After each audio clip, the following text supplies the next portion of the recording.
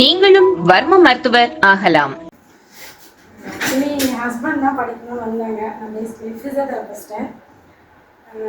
அவங்களுக்கு மெடிக்கல் டேர்ம்ஸ்லாம் கொஞ்சம் கஷ்டம். அவங்க என்ஜினியர்.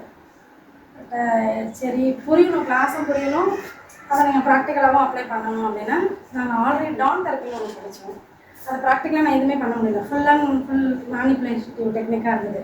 ஃபிசிக்கலாக நம்ம வந்து பேஷண்ட்ஸ்க்கு பண்ண முடியல. இப்போ நாங்கள் 2 பேருமே டிஸ்கஸ் பண்ணி கண்டிப்பாக இந்த கலையை வளர்க்குறதுக்கு எங்களால் ஒரு சின்ன முயற்சியை பண்ணுவோம். இந்த வர்மக்கலை பொறுத்த வரைக்கும் நம்மளும் பண்ணணும், அவங்களையும் பண்ண வைக்கணுன்றதை நான் தெரிஞ்சுக்கிட்டேன். பட் அப்புறம் இன்னொன்று நான் என்ன இதுலன்னா, வர்மனா என்னன்னு எனக்கு ரொம்ப நாளாக ஒரு டவுட் இருந்துகிட்டே இருந்து நானும் ரிசர்ச் பண்ணி யாரும் கேட்டேன். எதுவும் அது ஒரு கிளாரிஃபை கிடைக்கல. பட் அந்த பாயிண்ட் ஸ்டிமுலேட் பண்ணால் சம்திங் ஏதோ ஒன்று ஸ்டிமுலேட் ஆகிட்டு அவங்களுக்கு ரெக்கவரி ஆகுது. ஸோ ரெக்கவரி ஆகுன்ற நம்பிக்கையில் நானும் இனிமேல் ட்ரை பண்ண போகிறேன். ஏன்னா இதுதான் ஃபஸ்ட் டைம் வர்மா எங்களுக்கு. Thank you so much sir.